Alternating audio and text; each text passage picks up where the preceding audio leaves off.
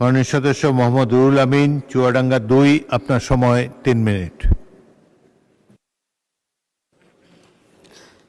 মাননীয় স্পিকার, আপনাকে ধন্যবাদ। আমি মোহাম্মদ রুহুল আমিন, চুয়াডাঙ্গা 2, প্রস্তাব করছি যে খাদ্য মন্ত্রণালয়ের বিষয়ে আলোচনা উত্থাপনকল্পে হিসাব খাত 148 খাদ্য মন্ত্রণালয় শিরোনামাধীন 45 নম্বর দাবি হইতে 400 টাকা হ্রাস করা হোক। মাননীয় স্পিকার, প্রতীকী হ্রাসের কথা বলার পর আমি কয়েকটি বিষয় আপনার সামনে উত্থাপন করতে চাই। মাননীয় স্পিকার, আমাদের দেশে 1,60,00,000 অধিক মানুষ খাদ্য নিরাপত্তাহীনতায় ভোগে। এই খাদ্য নিরাপত্তাহীনতায় যারা ভোগে, তাদের জন্য আমাদের কি করণীয়, সেই বিষয়টুকু যদি আজকের এই বাজেটে সুস্পষ্টভাবে উত্থাপিত হতো তাহলে জাতি উপকৃত হতো। 9,38,000 কোটি টাকার বিরাট অঙ্কের বাজেট এখানে দেখানো হয়েছে।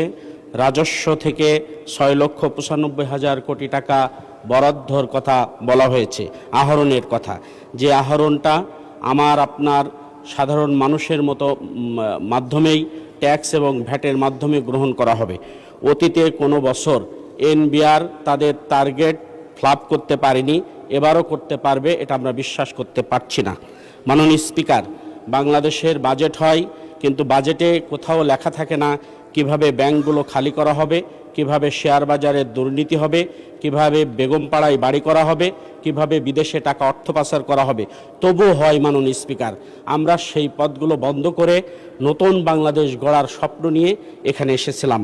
সম্মানিত মাননীয় স্পিকার, আজকে ওএমএসের ডিলারশিপের যে দুর্নীতি হয় খাদ্য মন্ত্রণালয়ের অধীনে, সেটা সবচেয়ে বড় দুর্নীতি। আগে আমরা ফ্যাসিস্ট আমলে যাদেরকে দেখেছিলাম, এখন উল্টো আর কিছু মানুষ সেখানে যোগ হয়েছে।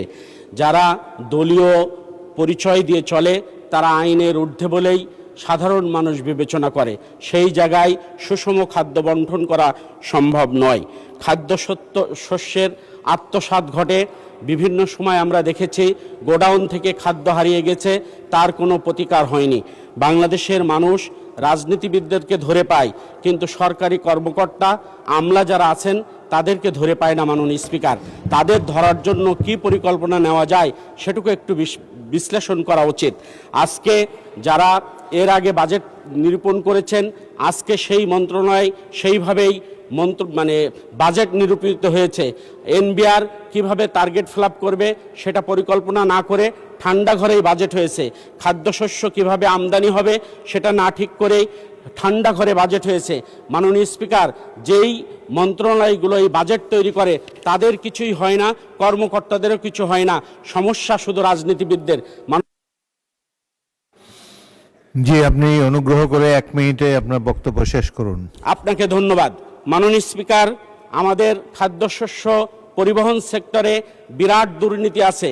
ট্রাক ভাড়া এবং এর যারা কাজ করে থাকেন লেবার, তাদের ভিতরে যে সিন্ডিকেট এবং দুর্নীতি হয় তা নিরসনের জন্য আমি আহ্বান করতে চাই। মাননীয় স্পিকার, বাংলাদেশের যে খাদ্য গুদামগুলো আছে সেখানে শুধুমাত্র পোকামাকড়ে খেয়ে ফেলে 8 থেকে 10% খাদ্য, তার কোনো হিসাব আমরা এখনো পর্যন্ত পাইনি। আমরা দেখতে পেলাম বর্তমান সরকার কৃষি বান্ধব হয়ে 10,000 টাকা কৃষি ঋণ মৌকুব করেছেন।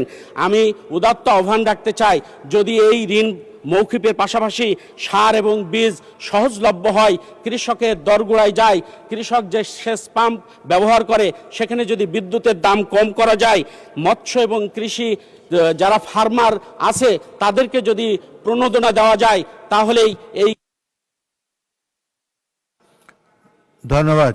ধন্যবাদ মাননীয় সদস্য।